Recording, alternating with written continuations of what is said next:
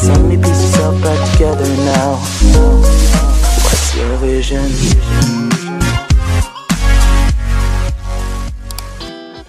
Assalamualaikum warahmatullahi wabarakatuh. Jumpa lagi dengan Pak Qobla Harumika di YouTube Qobla Harumika. Baik, di kesempatan kali ini Pak Qobla akan berusaha memprediksi soal sekaligus membahas soal penilaian akhir semester genap atau pas genap kelas 10 SMA MA maupun SMK di part 1 ya. Bagaimana soal dan pembahasannya kita simak di video berikut ini. Baik, soal nomor 1 ya. Sini ada pertanyaan ya. Kalimat berikut yang dapat dijadikan teks negosiasi menjadi teks drama pendek adalah. Sebetulnya ini sudah ada kata kunci ya. Jadi soal itu sudah ada kata kunci. Di sini ada kata kunci teks negosiasi menjadi teks drama pendek. Ingat, drama pendek. Yang namanya drama berarti ada diskusi atau ada dialog. Nah, dialog itu berarti percakapan satu orang, bisa itu kalau monolog. Tapi kalau di sini teks drama pendek berarti ada dialog, minimal ada 2 orang, itu kata kunci. Ya, ingat, kita cek saja. A, 2 orang, ini sudah ketahuan ya. 2 orang sedang menentukan harga penjualan sebuah barang. Kalau ada 2 orang, berarti kan ada dialog pasti. Ya, kemungkinan jawabannya A. Kita cek B, seorang guru membuat nilai rata-rata kelas. Seorang guru, tidak mungkin adanya dialog seorang guru ya. Kemungkinan besar pasti salah B. Kemudian C, sopir bus mempercepat laju bus agar terhindar dari lampu merah. Di sini sopir bus cuma 1 orang. Berarti tidak ada dialog atau diskusi. Kemudian D, pejalan kaki sedang menyeberang. Tidak ada dialog atau diskusi. Salah. E, ibu membuat jadwal kerja merapikan rumah. Membuat jadwal itu kan tidak ada dialog atau diskusi. Berarti E salah. Jelas apa?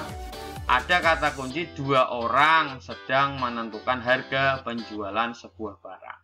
Oke ya, kata kuncinya ada teks drama pendek. Maka korek jawabannya adalah A. Gitu ya. Baik, kita ke soal nomor 2. Berikut ini yang bukan merupakan proses berjalannya negosiasi. Ya, ada kata kunci bukan negosiasi ya. Negosiasi itu kamu lihat sudah paham pasti ya. Ada negosiasi pasti ada 2 orang ya. Ya, kita cek. A, pertukaran hanya menawarkan konsesi sampai semua pihak setuju dengan syarat-syarat. Negosiasi intinya harus ada pihak yang setuju. Ya, negosiasi itu menjadi setuju pertukaran. Nah, kemungkinan besar adalah jawabannya A. Nah, kita cek B kalau masih penasaran ya. Pihak pemilik program yang menyampaikan maksud dengan kalimat santun. Menyampaikan maksud saja, tidak ada negosiasi. Nah, jadi negosiasi itu mengarahkan biar setuju atau argumennya disetujui oleh pihak lain, itu namanya negosiasi. Kalau B salah. C, pihak mitra bicara menyanggah mitra bicara. Menyanggah berarti kan nggak ada negosiasi ya kan. D, pihak program mengemukakan argumentasi dengan kalimat santun dan meyakinkan mitra bicara disertai dengan alasan yang logis. Ya, terjadi pembahasan dan kesepakatan terlaksananya program atau maksud negosiasi. Salah. Di sini jelas ada kata kunci pihak setuju, itu adalah negosiasi. Jadi jawabannya adalah A. Gitu ya, korek. Jadi sebetulnya soal itu sudah ada kata kunci ya, sehingga mengarahkan jawabannya kemana. Baik, kita lanjut soal yang nomor 3. Berikut merupakan faktor-faktor yang dapat menentukan keberhasilan dalam bernegosiasi. Ya, yang menentukan keberhasilan negosiasi, kecuali jadi yang tidak. Kita cek apakah A dilakukan oleh penjual dan pembeli. Apakah harus itu? Tanda tanya ya. Kesadaran semua untuk berkompromi dengan pihak lain, jelas. Ini menentukan keberhasilan. Jadi ada sadar ya, ada kompromi negosiasi. Jadi ini merupakan faktor ya menentukan keberhasilan. C, tidak ada pihak yang dirugikan, jelas negosiasi harus sama-sama setuju tadi jadi tidak ada yang dirugikan. D. Kesepakatan yang dicapai bersifat praktis dapat dilakukan jelas. E. Alasan yang disertakan mampu memengaruhi pihak yang jelas. Yang namanya negosiasi itu mempengaruhi agar setuju dan tidak ada pihak yang dirugikan. Jadi faktor yang tidak menentukan keberhasilan adalah A. Dilakukan oleh penjual dan pembeli. Kan tidak harus penjual dan pembeli ya. Jadi A kecuali. Jadi jawabannya adalah A. Itu ya. Korek. Kita lanjut soal nomor 4. Ini ada bacalah teks berikut dengan cermat. Sebelum kalian membaca, langsung saja loncat ke pertanyaannya ya, agar nanti pertanyaannya dengan bacaan langsung ke inti sasaran, tidak terlalu banyak membaca tetapi pertanyaannya tidak yang diinginkan ya. Kita saja ke pertanyaannya. Kutipan tersebut merupakan bagian titik-titik dari teks negosiasi. Nah kalau seperti ini ya harus dibaca. Beda yang kalau nggak dibaca semuanya, misalkan ada bacaan kalian disuruh mencari gagasan utama, itu hanya dilihat kalimat pertama, kalimat terakhir. Tetapi kalau pertanyaannya ini maka kita harus membaca. Jadi tergantung pertanyaannya, mana yang harus kita membaca bacaan semua, mana yang harus kita ambil intinya saja. Kita cek. Dengan surat ini saya mengajak Tuan untuk bekerja sama. Saya mempunyai kain batik yang berkualitas dengan harga murah. Nah, ini menawarkan ya, bernegosiasi ini. Berikut ini saya kirimkan beberapa contoh kain tersebut beserta daftar harga. Apa jawabannya? Menawarkan ya, jelas. Jadi jawabannya A, korek, jelas ini ya. Orientasi enggak, pengajuan enggak, persetujuan enggak, penutup jelas. Dia menawarkan tentang kain batik ya, dengan kualitas dengan harga murah, jelas. Jadi jawabannya adalah A. Jadi dia menawarkan ya. Jadi teks negosiasi berupa penawaran. Jadi jawabannya A ya, korek. Kita lanjut soal berikutnya, nomor 5. Berikut ini struktur negosiasi yang benar adalah, maaf ya, struktur ini negosiasi apa yang benar. Kalian harus sudah hafal ya tentang struktur negosiasi itu apa saja. Jelas apa itu? Apa? Oke ya, ada orientasi, permintaan, pemenuhan, penawaran, persetujuan, dan pembelian. Jadi jelas jawabannya A. Pak, yang B, C, D, E gimana? Nggak usah dicek karena yang A sudah jelas urutannya seperti itu. Maka kalian menghafalkan ini urutan dalam struktur negosiasi. Ada orientasi, ada permintaan, ada pemenuhan, ada penawaran, ada persetujuan, baru pembelian.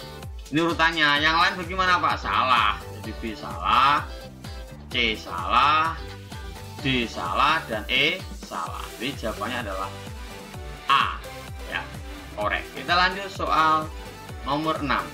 Berikut yang bukan kalimat santun dalam bernegosiasi. Yang tidak santun alias tidak baik ya. Nah itu kita cek. Jadi pertanyaannya yang bukan. Yang santun berarti jangan dipilih ya. Kita cek.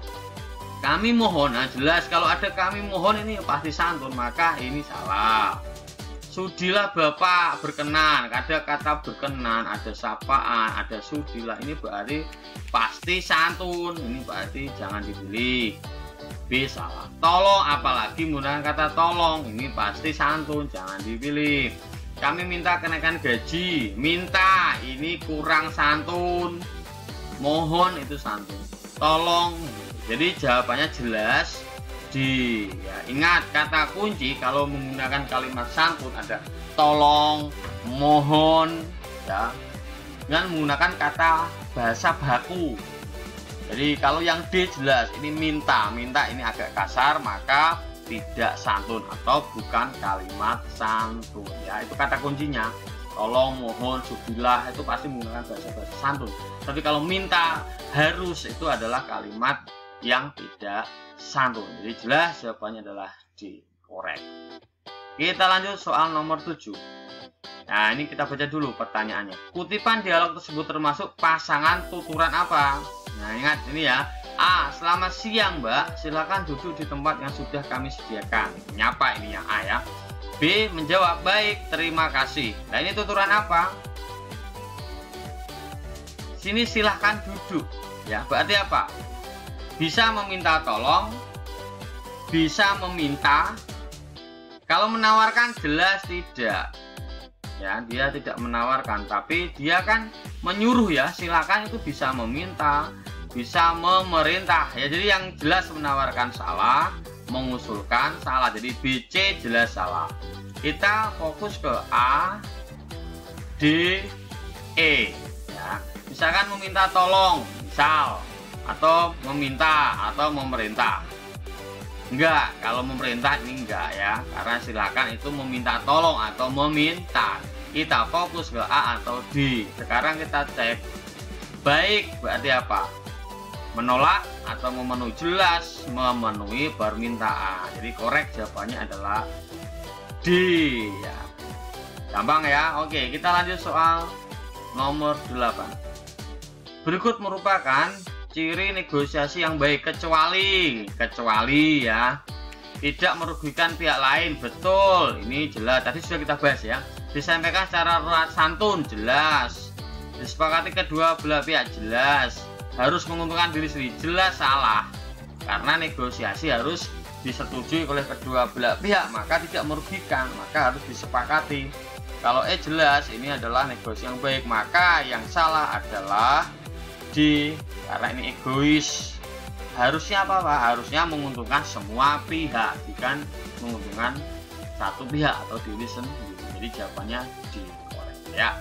Kita lanjut soal nomor 9. Tuturan yang merupakan persetujuan pada teks negosiasi biasa adalah yang merupakan persetujuan. Nah, gampang sekali ya. Kita cek di sini A, B, berarti 1, 2, 3, 4, 5, 6, 7. Ada 7 tuturan. Yang mana yang merupakan persetujuan, misalkan 6 A misalkan. Jadi kita cek 1, 2, 3 ya, 4, 5, 6 ya, ada 7. Kita cek 6. Sudah 25.000 saja untuk 3 kg. Tidak, salah. Dah ya. 5. Tidak Pak, tidak, salah. Ya. 4, ini 4. Wah, tidak bisa, salah. 7, baik, jelas ini ya, yang namanya persetujuan adalah menggunakan kata kunci baik. Kalau yang sudah ketahuan D, maka jawabannya pasti D. Kalau Pak, ketiga 7.000 saja ya Pak, kalau boleh saya beli 3. Enggak, pertanyaan adalah persetujuan, maka jawabannya adalah baik di tuturan ke-7. Jadi korek jawabannya adalah jelas ya.